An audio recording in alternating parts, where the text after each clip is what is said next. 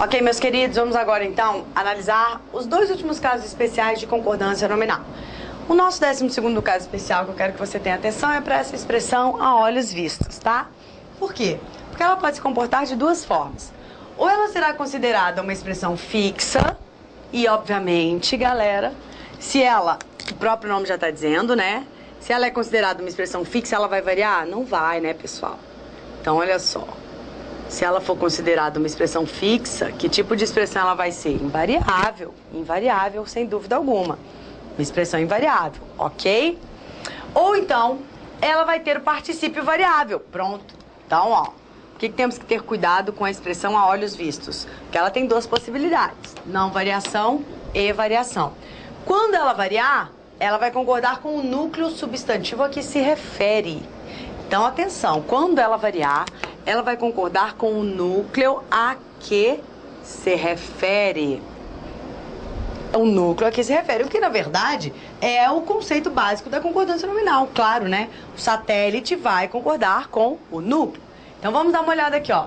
José foi se recuperando a olhos vistos. Então eu posso considerar uma expressão fixa e a expressão fixa vem mesmo no plural. Então a olhos vistos é a expressão fixa. Ou então eu vou variar apenas o particípio, que é o visto.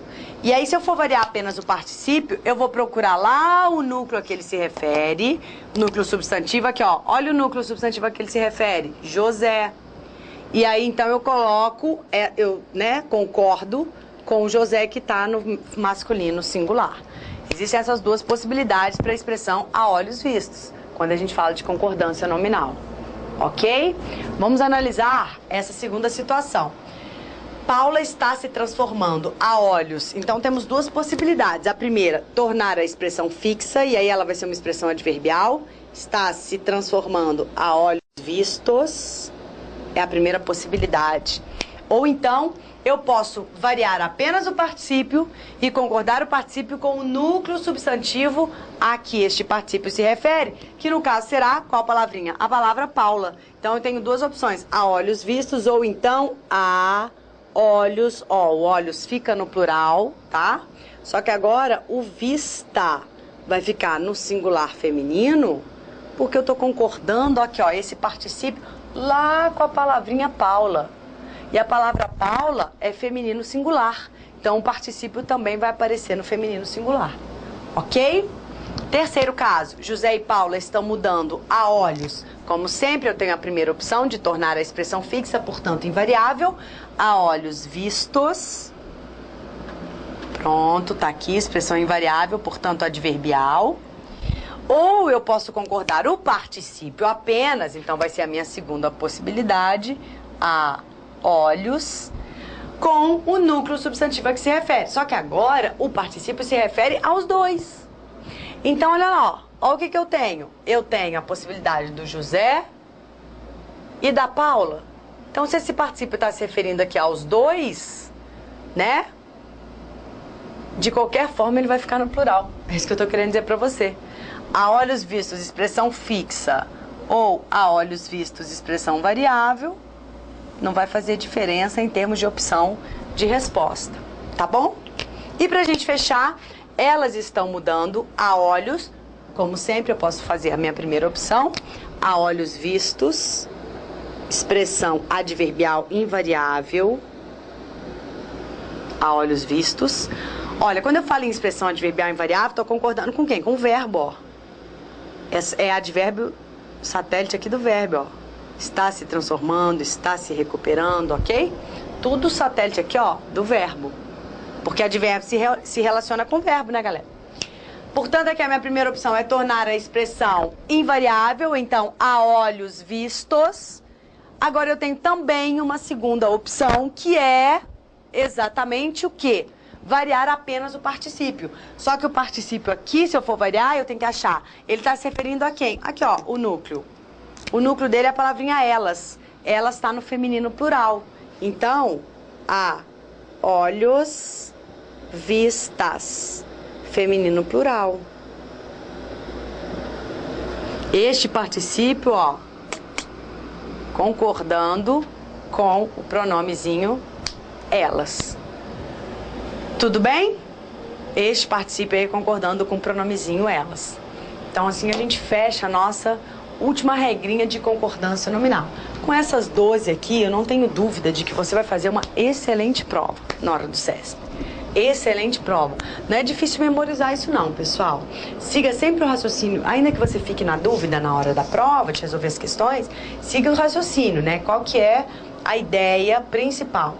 Você vai ter sempre um núcleo substantivo, e sendo este núcleo substantivo, os satélites que se referirem a ele, automaticamente vão concordar com ele sempre que puderem. A não ser que sejam casos especiais, os satélites que se referem ao núcleo concordam com ele em gênero e concordam com ele em número. Então, se o substantivo está no feminino, os satélites ficam no feminino. Se está no singular, fica no singular. Se está no masculino, vai para o masculino. Se vai para o plural, também vai para o plural. Essa é a regra geral. Se você não encontrar na prova nenhuma dessas regrinhas aqui, guie o seu raciocínio, perdão. Se você não encontrar na prova nenhuma dessas regrinhas aqui, guie o seu raciocínio. Wallace, vamos meditar, tá? Se você não encontrar na prova. Porque eu dei uma, sei lá, fome. Se você não encontrar na prova uma dessas regrinhas aqui, guie o seu raciocínio por esta regra geral, por este raciocínio. Assim você não vai errar. Eu coloquei ainda um slide que me chama muito a atenção e que eu quero que você preste bastante atenção, porque é a cara do CESP. Estamos aqui traçando o perfil do CESP. Vamos dar uma olhada nas variações, nas possibilidades que eu tenho aqui, neste slide, de mudança de significado, de mudança de classe gramatical, entre outros. Sempre que a gente tem um termo anteposto ou posposto, eu devo analisar se esse termo causa ou não alteração. Como assim, Rafaela? Causa ou não alteração? Muitas vezes, um termo, quando passa a ocupar o lugar anterior a um termo que ele não deveria ocupar, pelo menos na ordem direta, não é que ele não deveria ocupar, que se fosse na ordem direta, esse termo estaria posposto. Então, se esse termo se desloca e vem para antes do seu núcleo, ocorrências podem diferenciar a classe gramatical, bem como o sentido. Foi isso aqui que eu escolhi para colocar nesse slide para vocês. Vamos dar uma olhada então nas diferenças entre termos que ora aparecem antes e ora aparecem depois. Vamos lá. Diversas pessoas participaram do evento. Na primeira frase. Na segunda, pessoas diversas participaram do evento. Qual é a relação? A relação é sempre entre um núcleo, e esse núcleo vai ser o substantivo, e os seus possíveis satélites. Portanto, vamos analisar aqui, ó. Quando eu olho para o sintagma, diversas pessoas... Galera, sintagma é uma palavra que você tem que ter domínio, tá? O CESP se utiliza dessa palavra imaginando que o candidato saiba o que significa. Se você ainda está em dúvida, anote. Sintagma é uma unidade de significação. Essa unidade de significação não precisa ser composta exclusivamente por uma palavra, mas ela precisa sempre formar uma unidade de significação, de modo que você entenda. Não precisa entender uma frase inteira, mas precisa entender o que é aquela palavra. Por exemplo, caneta. Caneta é um sintagma, sem sombra de dúvida, porque ao falar caneta você entende, tá? Então, ó, isso aqui é um exemplo de sintagma. A caneta é uma palavra que tem uma unidade semântica. Tem uma unidade semântica. Agora, eu não preciso estar sozinha essa palavra. Olha só, pode ser a caneta também. Agora, eu tenho duas palavras e eu continuo formando um sintagma, que é uma unidade de significação. É uma unidade. Esse pedacinho significa alguma coisa? Significa, então é um sintagma. E se eu escrevo, né, ou se eu tenho na minha frase, na minha estrutura, a caneta vermelha, também é um sintagma. Também é um sintagma a caneta vermelha, tá? A letra ficou uma gorduchinha ali, né, gente? Elerê, Rafaela, tá demais, hein? Deixa eu fazer bonitinho aqui. Mas a ideia é você pegar... Ai, tem um negócio. A ideia é você pegar e fazer a si mesmo a seguinte pergunta. A caneta vermelha. Isso aqui mantém, né? Isso aqui tem uma significação? Tem a caneta vermelha. Você consegue imaginar, você consegue significar. É diferente disso aqui. Isso aqui é um sintagma? Não. Não é uma palavra da nossa língua, não faz parte do nosso vocabulário, não faz parte do nosso dicionário. É uma construção que não existe na nossa língua enquanto sentido. Nada impede que eu invente uma palavra, que eu use estas letras aqui, não existe, né, sem a vogal, mas vamos supor se eu tivesse aqui, né, uma maneira de pronunciar, e aí criei essa palavra agora vai dar nome a determinada coisa, determinado troço, não importa. Aí ela pode passar a ser um sintagma. Tem que significar alguma coisa, beleza. Então, tudo isso para mostrar para você que eu quero identificar aqui os sintagmas, para você entender bem essa relação. Porque a relação, se você for pensar, a relação que eu venho batendo nessa tecla, né? Para que o seu raciocínio, ele seja guiado dessa forma. Núcleos, satélites, núcleos, satélites. E essa relação entre núcleos e satélites, ela se dá dentro de um sintagma. Quando eu falo para você que o substantivo é núcleo de uma função sintática, ele é núcleo de um sintagma que exerce uma função sintática. Por isso é importante este conceito. E aí, quando eu olho para essas duas primeiras orações aqui, eu tenho um sintagma. Na de cima, o meu sintagma é o que forma o meu sujeito. O meu sintagma é esse aqui, ó. Diversas pessoas. Pronto. Aí, olha o que eu falei. Eu tenho um sintagma que vai exercer uma função sintática. Foi isso que eu falei. Tem um sintagma que vai exercer uma função sintática. E aí, galerinha, sabe o que acontece? Acontece o seguinte, este sintagma, ele vai ter, obviamente, um núcleo e vai ter um satélite. Como é que você pode descobrir qual é o núcleo? Sabe como você pode descobrir? Da seguinte maneira, procurando o substantivo. Porque qual é a regra geral? O substantivo nasce para quê? O substantivo nasce para ser núcleo das coisas, para ser núcleo do sintagma a que ele pertence. Então, qual é o substantivo aqui? Diversas ou pessoas? O substantivo é pessoas. É esta palavra que está dando nome aos seres. Então, achei o meu núcleo, que é o substantivo, e achei o satélite dele, ó. Diversas está se relacionando com pessoas. Aqui, na frase de baixo, o meu sintagma é pessoas diversas, cuja função sintática é a mesma, né? Diversas pessoas é o sujeito da oração e pessoas diversas também é o sujeito da oração.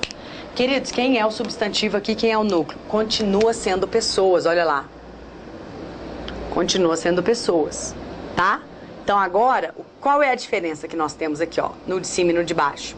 No de cima, galerinha, o satélite está anteposto. Quando eu falo que o termo está anteposto, é o termo que deveria estar posposto e veio antes, entendeu? Então, ele veio antes do substantivo. Olha aqui, ó. Existe diferença entre o diversas aparecer antes e o diversas aparecer depois? Caramba, existe. Existe sim. Existe diferença de morfologia, existe diferença semântica. Olha que legal, galera. Quando eu falo diversas pessoas participaram do evento, o que você entende? Você entende que foram várias pessoas, correto? Não é essa semântica? Diversas pessoas não é equivalente a várias pessoas? É esse o sentido. Então aqui tô no campo da semântica, tá? Aqui tô no campo da semântica. Aí quando eu falo pessoas diversas participaram do evento, qual é o sentido que eu tenho aqui, galerinha? Aqui eu tenho o sentido de que foram pessoas diferentes. Exatamente isso. Aí o que o SESC vai perguntar para você? Pode-se substituir o vocábulo diversas por várias sem alteração semântica no fragmento. Correto. Pode-se substituir o vocábulo diversas por diferentes sem alteração semântica no fragmento. Correto. Agora, aqui em cima, pode-se substituir o vocábulo diversas por diferentes sem alteração semântica? Não, aí não. Então, cuidado. Essa é a cara da prova do CESP, ok? Esta é a cara. Tem que observar que o valor semântico muda. Isso se a banca pedir só valor semântico. Porque, não raras vezes, o que o CESP já fez? Pediu se houve também variação morfológica e variação sintática. Às vezes ele trabalha com essa possibilidade aqui, ó. Ao reescrever o sujeito da oração, ou ao reescrever o sujeito de participaram, diversas pessoas. Da seguinte maneira, pessoas diversas, mantém-se a correção gramatical e sintática e semântica, né? Mantém-se a correção gramatical sem prejuízo ou sem alteração semântica do fragmento. Olha só. Sem alteração semântica não, porque eu mudo completamente o significado se eu escrevo diversas pessoas e pessoas diversas. Este é o significado, e na morfologia, porque o CESP cobra, também é diferente. Se o diversas pessoas está aqui, já que ele significa várias, ele está com o... Desculpa. Ele está com o significado, ele está com a semântica de um pronome indefinido. Várias pessoas, tá? Ele está indefinido. Então, a morfologia dessa palavra aqui, ó, é pronome. Pronome indefinido. Já aqui embaixo, pessoas diversas, galerinha, não está indefinindo, está caracterizando. Está caracterizando. E qual é a palavra que caracteriza? Adjetivo. Então, aqui eu tenho um pronome indefinido e aqui eu tenho um adjetivo. Portanto, ocorreu alteração morfológica? Claro que sim. Claro que ocorreu. Escrever diversas pessoas e trocar isso por pessoas diversas, eu vou alterar a morfologia, estou trocando um pronome, estou colocando um adjetivo e, obviamente, por isso mesmo é que muda o sentido. Não tem alteração gramatical para ser feita, não vai incorrer em erro isso. Porque às vezes ele tenta, né? Ao substituir, né, trocar o diversas pessoas por pessoas diversas, não ocorre erro gramatical. Não ocorre. Erro não é errado. Erro nenhum. Não tem que fazer concordância, não tem que fazer regência, não vai mudar nada. O que ocorre é variação, alteração, tanto semântica quanto morfológica. Então anote aí, esse diversas aqui, ó, pronome indefinido. Puxa uma cetosa aí no seu material. Pronome indefinido, galera, tem que saber, isso aqui tem que saber, tem que estar na ponta da língua. Essa parte de concordância nominal, ela é importante, porque ela pode não aparecer com a regrinha seca pra você, mas ela vai aparecer dentro do fragmento, e o CESP vai pedir pra você julgar como é que funciona isso aqui. E aqui, galera, o diversas, olha lá, adjetivo, dá mole não, adjetivo, tá? Vamos analisar o segundo? Ele sempre foi um grande homem e ele sempre foi um homem grande. Ô, galera, vamos lá, cadê o meu sintagma aqui, né, que o CESP comparou? Aqui, ó, um grande homem e um homem grande. Deixa eu fazer assim para deixar um espacinho para eu completar.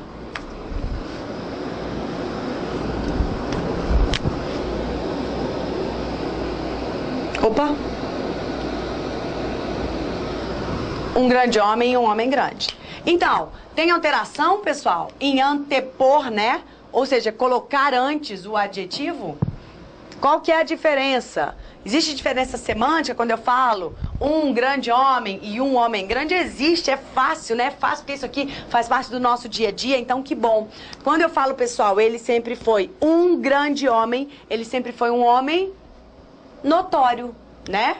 Um homem notório, um homem de respeito. Então, sempre foi um grande homem, um homem grandioso, no sentido mesmo da grandiosidade, não do tamanho. Então, aqui, sempre foi um homem de respeito, um homem notório, um homem grandioso, tá? Aqui é um homem grandioso, é um homem notório. E aqui, ele sempre foi um homem grande, aí eu tô fazendo referência ao tamanho dele, né? Ele sempre foi um homem grande. Então, eu faço referência ao tamanho. É um homem de tamanho grande. Pergunta aos senhores, houve diferença semântica? Sem sombra de dúvidas. Houve diferença semântica. Muda o significado, ai. Se aqui eu entendo que é um homem grandioso, aqui eu entendo que é um homem de tamanho grande, claro que houve diferença semântica. Houve diferença morfológica? Vamos lá, galera. Ele sempre foi um grande homem. Concorda que essa palavra está dando ao substantivo uma característica? Uma pessoa notória, uma pessoa grandiosa. Então, essa palavra está dando característica. Qual que é a palavra que dá característica? Aí você respondeu, adjetivo. Beleza, show de bola. Aqui está funcionando como adjetivo. E aqui embaixo, concorda que quando eu digo ele sempre foi um homem grande, essa palavra aqui também não está caracterizando o homem? Está. Portanto, homem continua sendo substantivo e grande também é um adjetivo. Conclusão, nem sempre uma alteração semântica se dá em virtude de uma alteração morfológica. Nem sempre. Aqui eu tenho alteração morfológica, de pronome para adjetivo, e alteração semântica. Aqui eu tenho apenas alteração semântica. Porque, em ambos os casos, seja anteposto, seja posposto, a palavra grande vai funcionar como adjetivo. O que ocorre é que ela gera um significado diferente. Conclusão importante, anote essa observação. Observação. Nem sempre a anteposição de um adjetivo,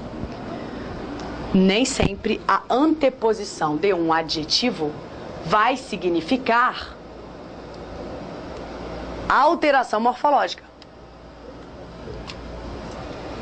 Nem sempre a anteposição de um adjetivo vai significar alteração morfológica.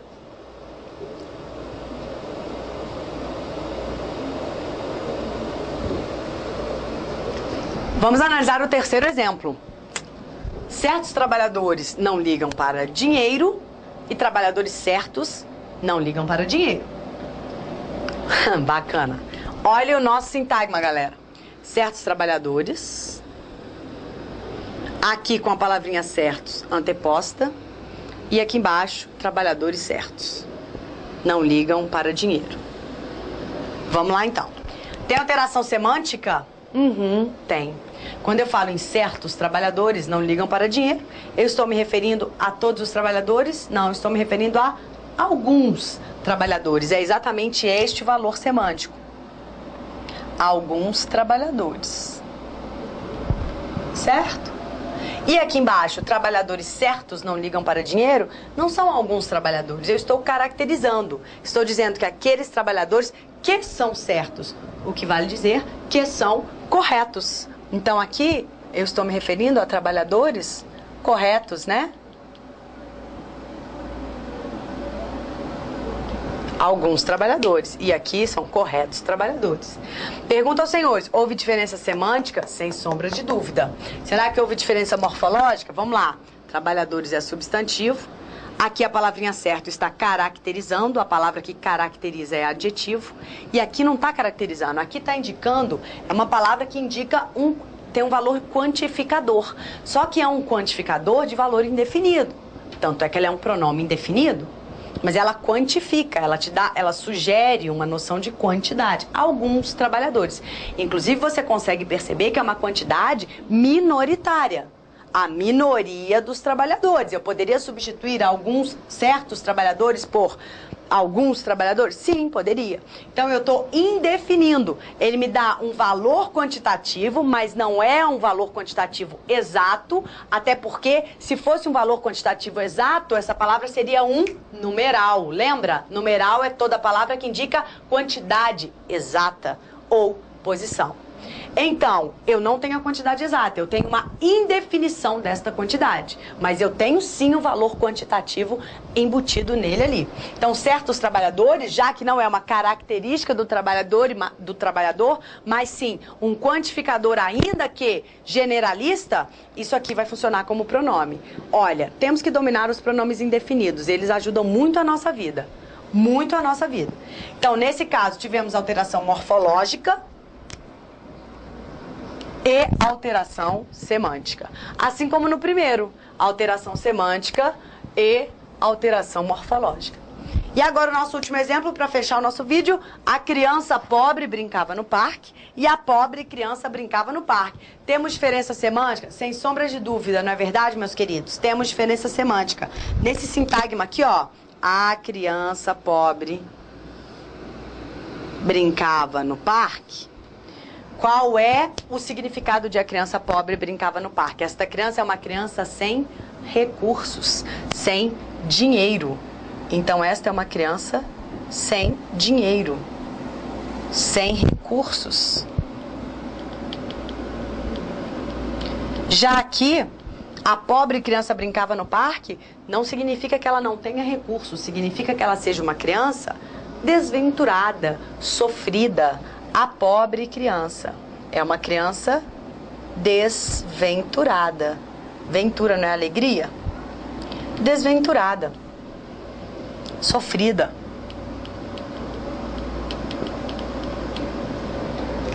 E olha o que eu tenho aqui.